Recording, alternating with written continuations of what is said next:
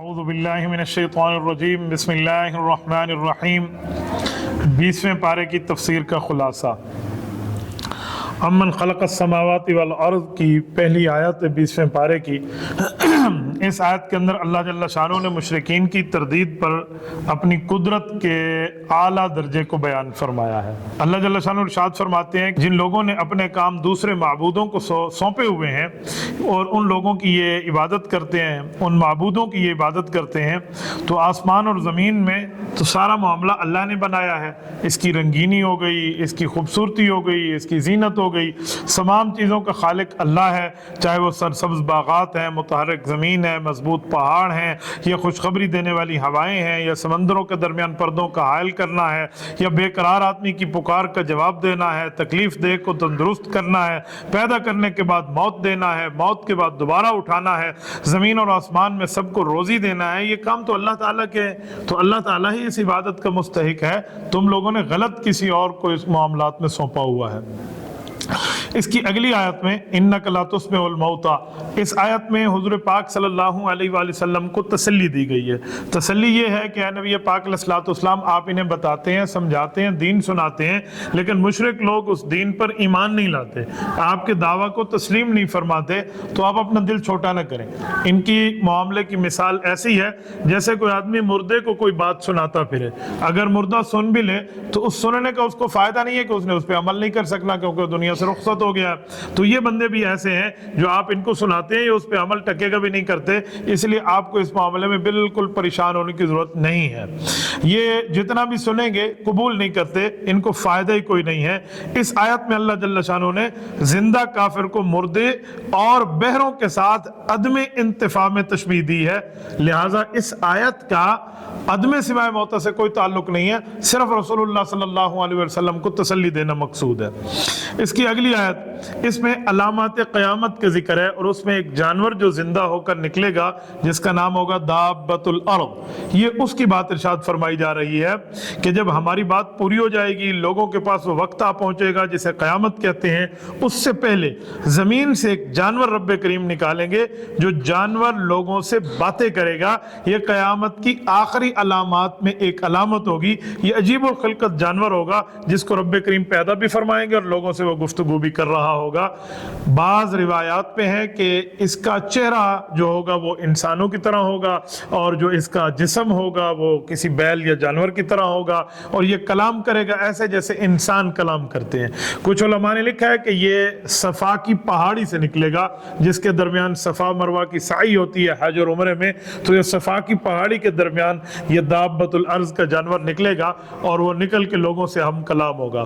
कुछ रिवायात में यहाँ तक भी है कि उसके बाद 20 साल तक कुफरी गालिब होगा, फिर क़यामत आ जाएगी। कुछ लोग कहते हैं कि जिससे बात करेगा तो उसके जिस्म पर मोमिन होने की वजह से मुसलमान होने की एक मोहर ज़ाहिर हो जाएगी और काफिर होने पर कुफर की मोहर ज़ाहिर हो जाएगी, क्योंकि अब ईमान बिल गैब का मामला तो जाता रहेगा। अब जिसने भी तौबा करनी, अब तौबा का वक्त ख़त्म हो चुका होगा, तौबा का दरवाज़ा बंद हो चुका होगा, क्योंकि सूरज मशरक़ के बजाय मगरब से तुलू हो के आधा दिन होकर वापस हो चुका होगा। ये उनके मुतल्लिक़ात में एक अलामत है। इसके आगे रब्बे करीम ने सूरतुल क़सस को बयान फरमाया है। सूरतुल क़सस वाक़यात इसका माना होता है, इसमें मूसा अलैहिस्सलाम के वाक़यात बयान किए गए हैं, इसी वजह से इसका नाम सूरतुल क़सस रखा है। और इस सूरत के आगाज़ से लेकर आयत नंबर 43 तक मुसलसल हज़रत मूसा अलैहिस्सलाम के किस्से को रब्बे करीम ने बयान फरमाया है। मैं उस वाक़ये से चंद बातें आपकी खिदमत में रखता हूँ। रब्बे करीम फरमाते हैं, नतलु अलैका मिन नबई मूसा, हम आपके ऊपर हज़रत मूसा अलैहिस्सलाम के वाक़ये को बयान कर रहे हैं। फ़िरऔन को किसी नजूमी ने कह दिया था कि बनी इसराइल की कौम में एक बच्चा पैदा होगा जो तेरी सल्तनत को तहस नहस करके रख देगा। तो फ़िरऔन ने बनी इसराइल में पैदा होने वाले हर बच्चे के कत्ल का हुक्म दे दिया, चाहे जो खातून, कोई अमीर है, कोई गरीब है, जो भी है, वो जो अगर बेटा जनती तो उसको कत्ल कर देता। कुरान करीम पहले पारे में इसके लिए मौजूद है, युज़ब्बिहूना अबनाअकुम व यस्तहयूना निसाअकुम, ये बच्चियों को जिंदा रखता था और बच्चों को को कत्ल कर देता था। ये फिरौन का जो है ना खौफ था। लेकिन हुआ ये, हजरत मूसा अलैहिस्सलाम ने पैदा होना था तो पैदा होकर रहे, फिरौन की जुल्म से बचना था तो वो बच कर रहे। रब्बे करीम ने उनकी परवरिश फरमानी थी, जिस जगह तय थी तो उस जगह परवरिश होकर रही। ये वो वाक़या बयान किया जा रहा है। वअौहैना इला उम्मी मूसा अन अर्दिई, रब्बे करीम इस आयत में फरमाते हैं कि हमने मूसा अलैहिस्सलाम की अम्मा जान को, हजरत यूहानिस इनका नाम है, हजरत मूसा अलैहिस्सलाम की अम्मा जान है, इनकी तरफ वही भेजी।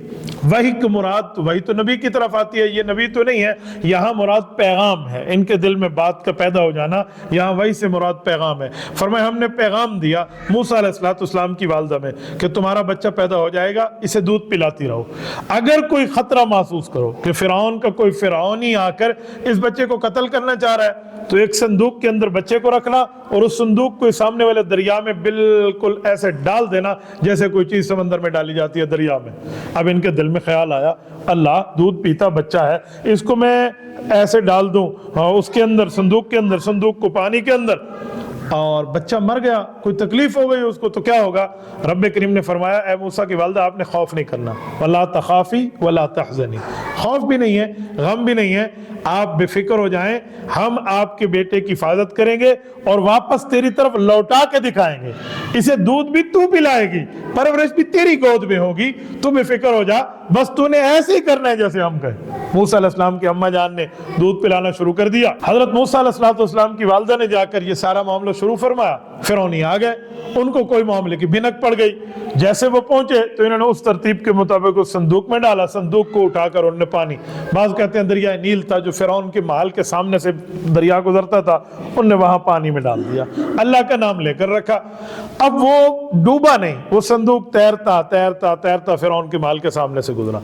जब फिरौन के महल के सामने से गुजरा तो फिरौनी फौजियों ने देखा कि क्या चीज जा रही है, कि जी पकड़ो देखो। उन्होंने पकड़ा, देखा तो अंदर एक खूबसूरत सा बच्चा था। उन्होंने कहा नहीं जी बादशाह के पास ले जाए। फिरौन के पास है। फिरौन ने कहा ये भी नहीं पता किस कौम के, हमने तो बनी इसराइल का होता तो कत्ल कर देते। इसी असना में फिरौन की बीवी हजरत आसिया रजी अल्लाह ताला अन्हा, जिनको ईमान भी नसीब है और रब्बे करीम ने इनको जन्नत में एक खास मकाम भी देना है, उन्होंने देखा कि उन्होंने कहा इतना प्यारा बच्चा। फिरौन को कहा जा कत्ल कराने के चक्कर में आ, तू औलाद तो तेरी है नहीं, इसको बेटा क्यों ना बना ले। उन्होंने कहा कौन पालेगा? कहा मैं पालू पोसूंगी, मेरी मामला है, छोड़ दे इसको। फिरौन ने बीवी के सामने हथियार डाल दिए कि जी बहुत अच्छा। फिरौन की बीवी ने हजरत मूसा अलैहिस्सलाम को वसूल फरमा लिया। अब वसूल फरमाने के बाद मामला क्या हुआ, मैं ये पूरी बात आपकी खिदमत में अर्ज किया देता हूँ जितनी आगे बात आ रही है। मामला ये हुआ कि अब हजरत मूसा अलैहिस्सलाम को दूध पीना है, बच्चे हैं, छोटे हैं, तो दूध के लिए रोना शुरू किया। तो फिरौन की बीवी बादशाह की बीवी है, उसने ऐलान किया कि दूध पिलाने वाली औरतों को लाओ। हर किस्म की औरत आई, जो औरत आकर दूध पिलाए मूसा अलैहिस्सलाम ने पिए, जो पिलाने की जितना जोर लगाए ये दूध न पिए। आखिर उसने कहा कोई है जो मेरी मदद करे। तो मूसा अलैहिस्सलाम की वालदा ने जब संदूक में रख के पानी में डाला था ना संदूक, तो छोटी बहन हजरत मूसा अलैहिस्सलाम की बड़ी बहन जो उस वक्त उम्र में थोड़ी छोटी थी, उन्हें कहा था एक आंख से देखती देखती जाए कहाँ जा रहा है संदूक। वो फिरौन के घर जाती थी तो वो वहां पहुंच गई। उन्होंने कहा बीबी साहबा अगर मैं कोई एक औरत को लेकर आऊं, वो अपनी अम्मा का कह रही थी ना दिल में, उन्होंने कहा ले आ, अगर वो दूध पी गया ना ये बच्चा उसका, तो उसको दूध भी पिलाएंगे, उसे तनख्वाह भी देंगे और तुझे इनाम भी देंगे, ले आ ऐसी औरत। उन्होंने कहा जी बहुत अच्छा। वो अम्मा के पास गए, अम्मा जी काम हो गया। अब माँ सदारती प्रोटोकॉल में आई है, प्रेसिडेंशियल प्रोटोकॉल मिला है और रब्बे करीम ने यहाँ बुलाया और उनकी वालदा को पेश किया। उन्होंने कहा जी मैं अल्लाह का नाम लेकर दूध पिलाती हूँ। उन्होंने बिस्मिल्लाह करके दूध पिलाया तो दूध पी लिया। फिरौन के घर में तो शादमाने बच गए कि जी वाह वाह। उन्होंने कहा सरकारी खजाने से इनकी तनख्वाह तय करो, सरकारी तनख्वाह भी मिल रही है और अपने बच्चे को दूध भी मिल रही। ये है रब्बे करीम की कुदरत। तो ऐसे ही हुआ, इनके घर में पाला पोसा, वहीं अल्लाह ताला ने इनकी पूरी तरबियत फरमाई। ये एक लंबा तफसीली वाक़या है, इस पर आगे कलाम आएगा, लेकिन इस सूरत पे आते हैं। यहाँ अगली आयत में अल्लाह जल्ल शानहू ने हजरत मूसा से वादा तो पूरा कर दिया। अब हुआ ये कि हजरत मूसा अलैहिस्सलाम को हुक्म था कि आप जाइए फिरौन के पास और फिरौन को जाके दावत दीजिए। ये उससे थोड़े दिन पहले की बात है जब हजरत मूसा अलैहिस्सलाम ने हिजरत नहीं की, ये उससे पहले की बात है। एक क़िब्ती है और एक फिरौनी है। क़िब्ती فرعونی کو بھی کہتے ہیں، بعض قبطی کسی اور قوم کے بھی کہتے ہیں، اور ایک قبطی ہوتا ہے، روایات کتب میں آتا ہے، ایک سبتی ہوتا ہے تو اسرائیلی روایت۔ سبتی کہتے ہیں یہ موسیٰ علیہ السلام کی قوم ہے، جی قبطی ہے یہ فرعون کی قوم ہے، مختلف ان کے نام لکھے ہوئے ہیں۔ بہرحال ایک قبطی ایک سبتی لڑ رہے تھے دونوں، تو جو قبطی تھا وہ بڑا ظالم تھا، وہ خامخواہ سے مار رہا تھا، ابھی مار دیتا سبتی کو۔ اس بیچارے نے کہا موسیٰ علیہ السلام سے کہ میری ہیلپ تو کر دیں۔ موسیٰ علیہ السلام نے اسے کہا تو شرم نہیں آتی؟ یوں ایک گھونسا مارا نا، وہ مر گئے۔ اچھا وہ تو ویسے ہی دشمن تھا، چلو حربی کافر ہے، مر گیا، جان چھوٹ گئی ہے، اس کو کوئی کفن دفن کیا ان لوگوں نے جا کے، پتہ نہیں چلا جی کس نے مارا ہے۔ اگلے دن وہی سبتی ایک اور قبطی سے لڑ رہا تھا، اس نے کہا جی آج ہی اب میری مدد کر دیں۔ موسیٰ علیہ السلام نے ابو سے کہا اب بھی تیری مدد کروں؟ کل تیری وجہ سے ایک بندہ مر گیا، اصل شرارتی تو ہے، آج میں تیرے ساتھ دیکھتا ہوں۔ یوں کہہ کے اس کو پکڑنے لگے نا، وہ بھاگ گیا، اس نے شور کیا، اس نے کہا لوگوں کل بھی اسی نے بندہ مارا تھا جو آج مجھے مار رہا ہے۔ وہ ایسا عجیب الخلقت انسان تھا، اس نے شور ڈالا تو لوگوں تک بات پہنچ گئی کہ ایک قتل تو موسیٰ علیہ السلام نے کیا۔ اب انہوں نے مشورہ کیا سرداروں نے بیٹھ کے جی ان کو مار دیا جائے۔ اسی اسنا میں کہ یہ معاملہ چل رہا تھا تو ایک خیر خواہ شخص ہے جسے قرآن کہتے ہیں وَجَاءَ رَجُلٌ مِّنْ أَقْصَى الْمَدِينَةِ يَسْعَىٰ، ایک خیر خواہ شخص تھا موسیٰ علیہ السلام کو، وہ آیا اور انہوں نے حضرت موسیٰ علیہ السلام کو عرض کی کہ آپ یہاں سے ہجرت فرمائیں، یہ سردار جو ہے نا فرعونی، یہ اس کے ارد گرد بیٹھنے والے، یہ آپ کے قتل کے در پہ بن رہے ہیں، آپ کو یہاں سے چلا جانا چاہیے۔ حضرت موسیٰ علیہ السلام نے ہجرت فرمائی اور یہ مدین تشریف لے آئے۔ اب یہ مدین کہاں ہے؟ کچھ کہتے ہیں مصر میں، لیکن جہاں تک تحقیقات سے ہم نے پڑھا ہے نا، یہ مدین یہی مدائن ہے جو سعودیہ میں ایریا میں واقع ہے، اور یہ مصر کی بالکل جو سرحد ہے نا اس پر واقع ہے۔ ادھر مدین ہے، ادھر مصر ہے، ادھر مصر کے علاقہ کہتے ہیں شرم الشیخ ہے، بعض کہتے ہیں نہیں کوئی اور علاقہ ہے، درمیان میں 40 کلومیٹر کا سمندر ہے۔ یہ موسیٰ علیہ السلام مدین کے ایریا میں آئے ہجرت فرما کر، ادھر آئے ہیں تو حضرت موسیٰ علیہ السلام جب چلنے لگے تو انہوں نے فرمایا کہ میرا رب میرے ساتھ ہے اور اللہ میری مدد کرے گا اور مجھے سیدھے راستے پہ رکھے گا، یہ کہہ کے وہاں سے چل پڑے۔ جب آئے یہاں پہ وَلَمَّا وَرَدَ مَاءَ مَدْيَنَ، یہاں آئے تو یہاں کنواں ہے، اور کنویں سے چشمے سے لوگ اپنے جانوروں کو پانی پلا رہے ہیں اور اپنے لیے پانی بھر رہے ہیں۔ دو شریف خوبصورت بکریاں لیے، دو بچیاں ٹھہری ہیں ایک کونے میں، بڑی خوبصورت ان کی بکریاں ہیں، اور وہ بچیاں بڑی پردہ کر کے ایک سائڈ پہ ٹھہری ہیں۔ اب قوم نے جاتے جاتے سارا کام کیا اور بڑا سا پتھر تھا وہ چشمے کے اوپر ڈالا اور چل میرا بھائی، وہ ان بچیوں کے جانور پیاسے رہ گئے۔ اب وہ اسی لیے ٹھہری ہیں کہ ہم مردوں کے ساتھ اختلاط نہ ہو جائے، ہم تھوڑا دور ٹھہریں۔ موسیٰ علیہ السلام نے ان سے پوچھا آپ کو کیا مسئلہ ہے؟ انہوں نے کہا جی ہمارا ابا جی بہت بوڑھا آدمی ہے، ہم اس کی جگہ کام کرنے آتی ہیں اور ہم نے اپنے ان جانوروں کو پانی پلانا تھا اور یہ اوپر ڈال کے چلے گئے اور ہم سے یہ پتھر اٹھتا نہیں ہے۔ جتنی بات ہے، جتنی بات، نے فرمایا بسم اللہ الرحمن، یوں کیا اور وہ اتنا پتھر جیسے پورا مجمع مل کے اٹھاتا تھا، اکیلے موسیٰ علیہ السلام نے اٹھا کے ادھر کیا کہ لاؤ بکریاں لاؤ، انہوں نے پانی پیا کہ اپنا بھرو اور چل میرا، ان کو بھیج دیا۔ اس کے بعد حضرت موسیٰ علیہ السلام تشریف لے کر بیٹھ گئے ایک درخت کے نیچے اور رب کریم سے دعا کرنے لگے کہ اے اللہ میرے ساتھ تعاون کا معاملہ فرما۔ وہی بچیوں میں ایک بچی واپس آ گئی، قرآن کہتا ہے تمشی علی استحیاء، حیا کے ساتھ چلتی ہوئی آئی۔ یہ عورت کی جو جتنی بھی صفات ہے نا، اس میں سب سے بڑی صفت ہے نا، رأس الصفات جو ہے وہ حیا ہے۔ اگر حیا نہیں ہے تو پھر پیچھے کچھ بھی نہیں ہے۔ تو وہ بڑے حیا کے ساتھ چلتی ہوئی آئی اور انہوں نے آ کے کہا کہ ہمارا ابا جان آپ کو بلا رہا ہے، آپ ذرا آئیں ہمارے ابا جی سے بات کریں۔ موسیٰ علیہ السلام چل پڑے اور اپنے آگے بچی کو نہیں چلایا، نہ محرم خاتون ہے، ایسے کہا میرے پیچھے چلو۔ آگے چلتے ہوئے بد نظری ہوگی، انہوں نے کہا جی راستہ کیسے بتاؤں گی؟ کہا اشارے سے بتائے گی دائیں جانا ہے یا بائیں جانا ہے۔ اوکے، وہ ایسے ہی چلے۔ موسیٰ علیہ السلام پہنچے تو یہ بیٹیاں حضرت شعیب علیہ السلام کی تھی، وہ وقت کے نبی ہیں، وہ ابونا شیخ کبیر، وہ گھر میں موجود ہیں۔ حضرت موسیٰ علیہ السلام ملے اور جا کر پوری کی پوری ان کو بات بتائی۔ انہوں نے فرمایا مبارک ہو، آپ ان سے نجات پا کے آ گئے ہیں، وہ لوگ آپ کو کچھ نہیں کہہ سکتے، آپ میرے پاس رہیے۔ کہا جی بہت اچھا، میں رہنے کے لیے تیار ہوں۔ کہا آپ لوگ جو ہے نا میں آپ کے پاس رہتا ہوں۔ اتنے میں ایک بیٹی نے ابا کو مشورہ دیا کہ اگر انہیں ہم اپنے پاس بطور خدمت کے لیے کسی کام کے لیے اپنے پاس رکھ لیں تو یہ بندہ امین ہے، امانت دار بھی ہے اور یہ قوی بھی ہے، طاقتور بھی ہے۔ تو کسی خدمت کے لیے یہی دو چیزیں چاہیے ہوتی ہیں کہ وہ امین ہو، کسی کے گھر کے اندر خیانت نہ کرے، اور وہ طاقتور ہو، وہ کام بھی کر سکے۔ تو کہا اگر ہم اس کو اپنے پاس اجرت پہ رکھ لیں تو شعیب علیہ السلام نے حضرت موسیٰ علیہ السلام سے فرمایا آپ اجرت رکھنے کے لیے آنے کے لیے تیار ہیں؟ فرمایا جی میں تیار ہوں۔ تو انہوں نے فرمایا اچھا اجرت طے کر لیتے کہ کیا؟ کہ میں اپنی دونوں بیٹیوں میں کسی ایک بیٹی، انی ان کے حق عہد ابنتی ہاتین، ان دو میں سے کسی ایک بیٹی کا آپ سے نکاح کروں گا، شرط یہ ہے کہ آپ نے میری بکریاں چرانی ہیں اور یہ بکریاں آپ نے 8 سال چرانی ہیں، 10 سال چرا لو تو آپ کی مرضی، فَإِنْ أَتْمَمْتَ عَشْرًا فَمِنْ عِنْدِكَ، وہ آپ کی مرضی ہے۔ फिर कजी फिर बस वही हक के मारता हो गया। तो मूसा अलैहिस्सलाम ने फरमाया ठीक है, इन दो में से जितनी मुद्दत मैं करूंगा ना 8 या 10 वो मेरी मर्जी होगी, आपकी तरफ से कोई जोर जबरदस्ती नहीं। का जी नहीं है, कहा ओके, ये तय हो गया। अब हजरत मूसा अलैहिस्सलाम ने 8 साल नहीं 10 साल खिदमत की है, और फिर एक बेटी का इनके साथ निकाह हुआ है जिनका नाम सैयदा सफूरा है।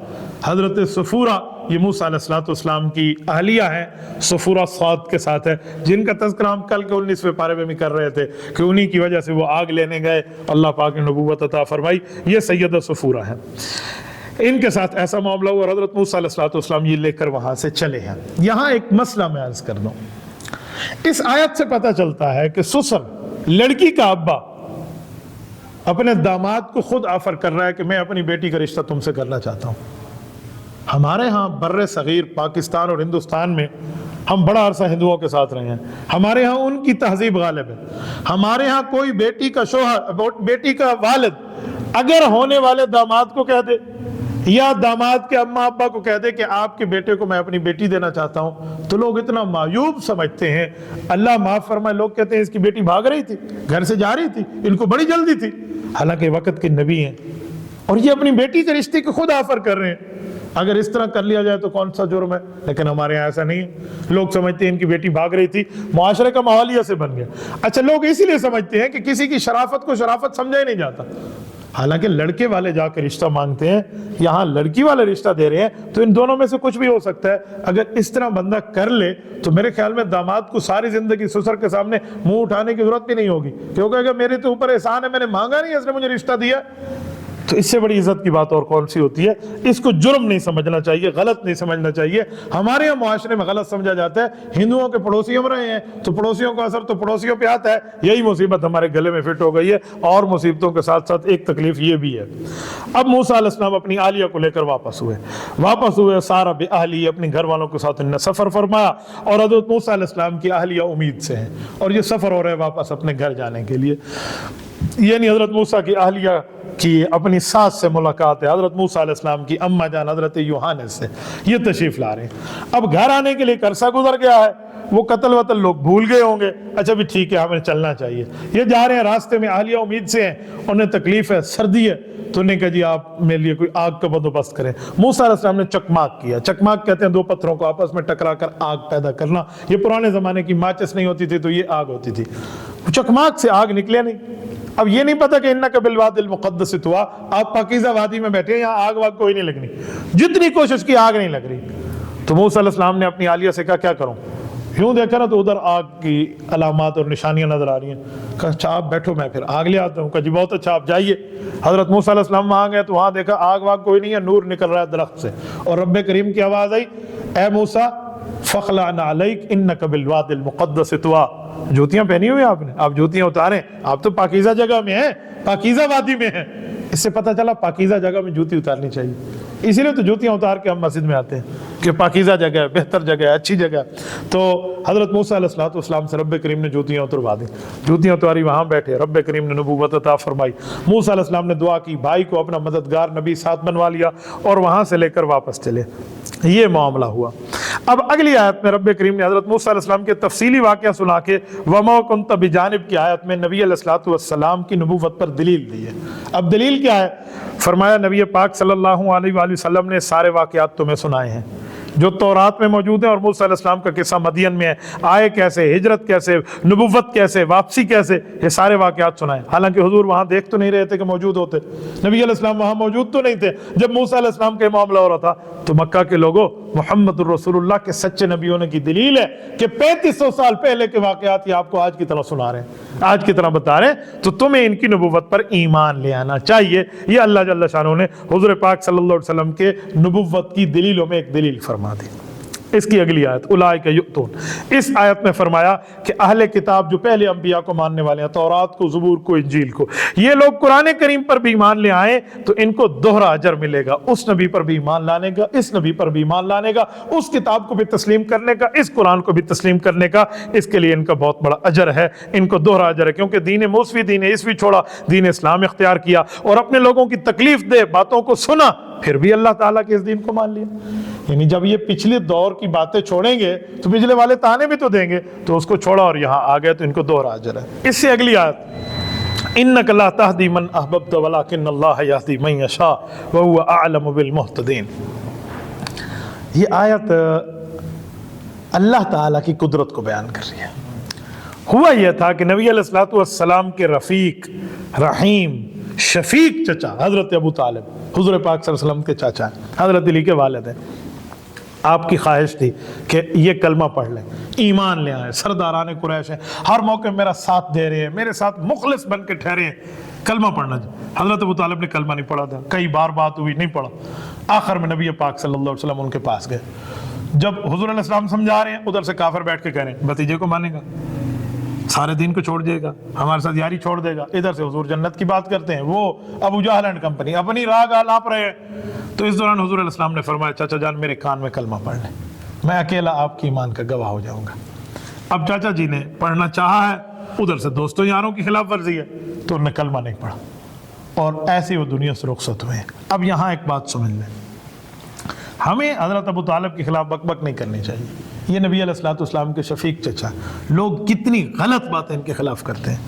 यार मैं समझता हूँ चलो कलमा नहीं पढ़ा, लेकिन जो रसूलुल्लाह की खिदमत की है, कुफ्फार के सामने सदर सिकदरी बन के ठहरे। इस साल में जिस साल अबू तालिब फौत हुए और हज़रत खदीजा फौत हुए, हुजूर ने इस साल को आमुल हुज़न फरमाया, गम का साल है, तो इतनी इमदाद कर रहे थे। यार कलमा नहीं पढ़ा, रब जाने, रब मुस्तफ़ा जाने और मुस्तफ़ा जाने और अबू तालिब जाने। हमें ये बातें नहीं करनी चाहिए कि हम खामखा से इस तरह बातें करके मेरे ख्याल में अपना मामला ख़राब करने के मुतरादिफ है। बस छोटी सी बात बंदा बता दे कि हमारा नज़रिया ये है, अब उसके ऊपर आजकल देखें ना, मीडिया का ज़माना है, ये बात स्टेजों की जीनत बनी हुई है। हर जगह लोग स्टेजों में ये करें वो काफिर थे, वो ऐसे थे। तो ये तो इससे कब्र में पूछा जाएगा, तेरी आखिरत का सवाल है, इससे हमारी कोई निजात का सवाल है। बस एक मरतबा बता दिया जाए, यहाँ रब करीम ने फरमाया महबूबम जिसको आप ईमान दे रहे हैं ना, आपकी चाहत पे नहीं अल्लाह की चाहत पे, रब जिसे चाहेगा देगा। अल्लाह ताला ने हजरत बिलाल को हिदायत दी है, वो हबशा से उठ के आए हैं और हजरत अबू तालिब ने कलमा नहीं पढ़ा, लेकिन रसूलुल्लाह की खिदमत की है, रसूलुल्लाह के ऊपर शफकत की है, हुजूर पाक के साथ मुल्क बैरून मुल्क सफर किया है, हजरत अम्मा खदीजा के लिए रिश्ता लेकर गए हुजूर पाक अलैहिस्सलाम का। उस जमाने में खुतबा निकाह का हुक्म नहीं था, इजाब व कबूल अबू तालिब ने बैठ के कराया। तो इनकी कई अच्छाई बातें भी हैं, तो इसीलिए बस खामोशी ही बेहतर है। एक दफ़ा बंदा बात समझा दे कि हमारे नज़दीक नजरिया ये है। इस आयत में सिर्फ यही कुछ बताया गया। इसकी अगली आयत इन्ना कारून, वहां कारून का जिक्र है। अब कारून का मामला क्या है ये भी जरा समझिए। कारून कहते हैं मूसा अलैहिस्सलाम के चाचे का बेटा था, कजन था। एक रिवायत नहीं, ये बनी इसराइल का सरदार था। बहरहाल कुछ भी हो, ये करीबी था। जब फिरौन ने बनी इसराइल को निकाला ना भी आप निकल जाए, तो ये भी हिजरत करने वालों में शामिल था, अगर इसने कलमा वलमा कोई नहीं पढ़ा था। और ये आके इधर आ गया।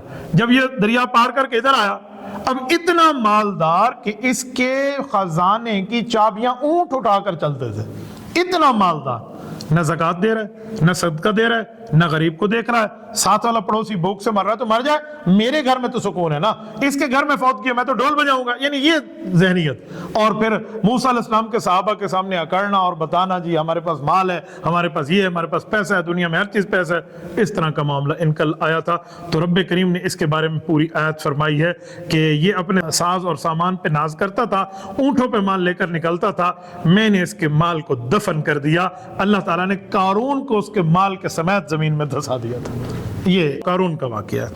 इसके आगे वादा खुदाबंदी है, ये जरा समझें, एक इंटरेस्टेड मजमून है। इन्नल्लज़ी फ़रद अलैकल कुरान लराद्दुका इला मआद। ये आयत अल्लाह जल्ल शानु आप और हमें अगर मक्का मुकरमा ले जाए ना, इस आयत को जरा समझें, इसका ताल्लुक है बड़ा वहां से।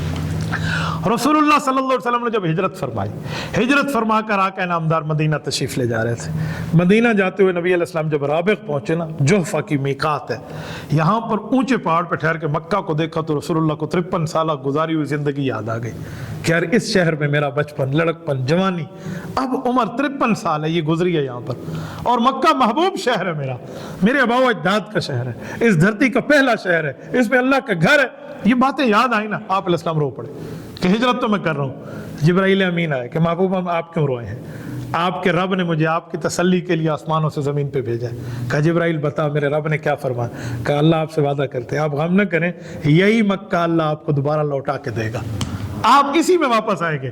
ان الذی فرض علیک القرآن لرادک الی معاد، رب آپ کو لوٹائیں گے یہاں، آپ بے فکر رہیں. تو نبی علیہ السلام نے آنسو صاف فرمائے اور حضرت ابوبکر صدیق کے ساتھ یوں مکہ کو کمر کی اور چلے گئے. اور وہ وقت آیا 8 ہجری میں حضور علیہ السلام واپس تشریف لائے، فاتح بن کے آئے، مکہ مل گیا 8 سالوں کے اندر اندر. علماء نے لکھا ہے کہ اس آیت میں یہ تاثیر ہے کہ جو حج پہ جائے، کعبہ شریف کو دیکھے، عمرے پہ جائے اور اپنی دائیں ہاتھ کی انگلی سے قریب پہنچ کے کعبے کو اوپر لکھ سکتا ہے تو لکھ لے، اپنے ہاتھ سے، پین سے بھی نہیں، دور سے اشارے سے لکھ سکتا ہے تو یہی آیت ان الذی فرض علیک القرآن لرادک الی معاد یہ لکھ لے. اس کے بعد اپنا نام لکھے یا جس کا لکھے، وہ انشاءاللہ وہاں ضرور حاضری کرے گا. مجھے لوگ کہتے ہیں تیرے پاس کون سا مال ہے، تیرا کون سا کاروبار ہے، تو ہر وقت کعبہ شریف جاتا ہے. میں سمجھتا ہوں شاید میرے ہاں کوئی اور چیز ہو نہ ہو، یہ چیز ضرور ہے کہ میں اس معاملے میں ضرور لکھ کے آتا ہوں. متعلقین، متوسلین، مریدین، تلامذہ، جتنے تعلق والے حضرات کے جتنا لکھ سکتا ہوں وہ لکھ لیتا ہوں، یا نام لکھ لیتا ہوں یا ان کا عہدہ یا ان کے نام سے. تو اس طرح اللہ رب العزت ضرور بے ضرور پھر وہ زیارت عطا فرماتے ہیں. تو اس آیت میں تاثیر ہے، اس کو اس پر عمل کرنا چاہیے. بہرحال اس کے بعد آگے سورۃ العنکبوت ہے. عنکبوت کہتے ہیں مکڑی کو. یہاں مکڑی کے جالے کا ذکر ہے تو اللہ تعالیٰ نے اس کو ذکر فرمایا. یہ مکی صورت ہے، اس میں توحید بھی ہے، رسالت بھی ہے، قیامت کے دلائل بھی ہے، سابقہ اقوام کی باتیں بھی ہیں. اس کی چند آیات اس پارے میں، باقی صورت اگلے پارے میں 21ویں پارے میں، تو میں اس کی چند آیات جو اس پارے میں اس پر بات کر لیتا ہوں. پہلی آیت مؤمنین پر آزمائش. فرمایا مؤمنین یہ سمجھتے ہیں کہ ہمیں دنیا میں تکلیفیں آئی ہیں تو ہم کیا کریں. فرمایا جنت اتنی آسان تو نہیں ہے، یہ تکلیفیں گزار لیں گے، یہ تکلیف فار دا ٹائم ہے، ایک وقت تک ہے، ایک وقت آئے گا آپ ہمیشہ ہمیشہ کی جنت میں جاؤ گے، لہٰذا آپ تسلی رکھ لو. اس کے بعد آگے وَوَصَّيْنَا الْإِنسَانَ بِوَالِدَيْهِ. اس آیت میں والدین کے ساتھ حسن سلوک کا حکم ہے کہ اپنی اماں اور اپنے ابا کے ساتھ آپ نے حسن سلوک رکھنا ہے. اتنا حسن سلوک رکھنا ہے جتنا حسن سلوک رکھنے کا حق ہے. شریح بن حیوہ ایک بہت بڑے تابعی ہیں. حدیث کا درس دینے پیچھے سے اماں کی آواز آئی، بیٹا آؤ میری مرغیوں کو دانہ ڈال جاؤ. یہ اٹھے، حدیث کی کتاب بند کی اور جائے وہاں پہنچ کے مرغیوں کو دانہ ڈالا، دانہ ڈال کے پھر آ کے بیٹھ گئے. کسی نے کہا حضرت حدیث پاک پڑھا رہے تھے، آپ ماں کے کہنے پہ گئے. انہوں نے کہا جی ماں کے کہنے پہ رب مجھے نماز توڑ کے جانے کا حکم دیتا ہے، تو مجھے درس کی بات کر رہا ہے کہ میں درس چھوڑ کے ماں کے کہنے پہ نہ جاؤں. تو ماں باپ کا رتبہ تو ماں باپ کا ہوتا ہے نا. پھر آگے فرمایا وَإِن جَاهَدَاكَ لِتُشْرِكَ بِي مَا لَيْسَ لَكَ بِهِ عِلْمٌ فَلَا تُطِعْهُمَا. ہاں ماں باپ شریعت کے خلاف حکم دے یا شرک کا حکم دے یہ آپ نے نہیں ماننا. باقی کافر امی اور کافر ابا کیوں نہ ہو اس کی اطاعت کرنا آپ پر ضروری ہے، آپ نے اس کی اطاعت کرنی ہے. بس شریعت کے خلاف والی بات آپ نے اس کو تسلیم نہیں کرنا. اس کی اگلی آیت میں وقال الذین، اس آیت میں فرمایا کہ کوئی بندہ قیامت میں کسی دوسرے بندے کا بوجھ نہیں اٹھائے گا. ہر بندہ اپنے اعمال کا بوجھ خود اٹھائے گا، لیکن جو بندہ کسی کو گناہ پہ لگانے میں سبب بنے گا نا، یہ اس کا بھی بوجھ اٹھائے گا، اپنا بھی بوجھ اٹھائے گا، کیونکہ گناہ جاری کا سبب بن رہا ہے. بس ایسا نہیں ہونا چاہیے. اس کی اگلی آیت میں حضرت نوح علیہ السلام کے فرمایا وَلَقَدْ أَرْسَلْنَا نُوحًا إِلَىٰ قَوْمِهِ فَلَبِثَ فِيهِمْ أَلْفَ سَنَةٍ إِلَّا 50 عَامًا. اس آیت میں فرمایا کہ نوح علیہ السلام کو ہم نے 950 سال تک اپنی قوم میں تبلیغ کے لیے دیا. پھر واقعات دیے حضرت نوح کے، حضرت ابراہیم کے، حضرت اسحاق کے، حضرت لوط کے، حضرت شعیب علیہ السلام کے. فرمایا یہ سارے گئے ہیں، ان کو آزمائش سے واسطہ کرنا پڑا ہے، لیکن پھر ان کی آزمائشیں ختم ہوئی ہیں، اللہ نے اہل حق کو غلبہ دیا ہے. پھر اگلی آیت میں سابقہ امتوں کے انجام کا ذکر فرمایا کہ پچھلی امتوں نے غلطیاں کی، ان کے اوپر اللہ نے عذاب کو مسلط کیا. مکہ کے لوگوں تمہارے اوپر بھی عذاب آئے گا اگر تم نے رسول اللہ صلی اللہ علیہ وسلم کی بات کو نہ مانا. تنبیہ فرمائی. اور اس پارے کی آخری آیت میں مثل الذین کی آیت میں مشرک کی مثال پیش کی ہے کہ جس طرح مکڑی اپنا جالا تن دیتی ہے پھر اس پر بھروسہ کر لیتی ہے کہ میرا ہمیشہ کا مضبوط گھر ہے. حالانکہ وَإِنَّ أَوْهَنَ الْبُيُوتِ لَبَيْتُ الْعَنْكَبُوتِ، وہ تو سب سے کمزور گھر ہوتا ہے. فرمائے اسی طرح مثال مشرک کی ہے، یہ بت پرستی کر کے سمجھ بیٹھا ہے کہ میں مکڑی کا تنا ہوئے جالے کی طرح مضبوط گھر ہے. فرمائے نہیں، اس کا کام بھی کمزور ہے، تیرا کام بھی کمزور ہے. نہ اس کو فائدہ ہوگا نہ تجھے فائدہ ہوگا. اس کو تو دنیا میں کوئی فائدہ ہو جائے، تجھے فائدہ نہیں ہو سکتا. اللہ ہمیں عمل کی توفیق عطا فرمائے. جزاکم اللہ تعالی.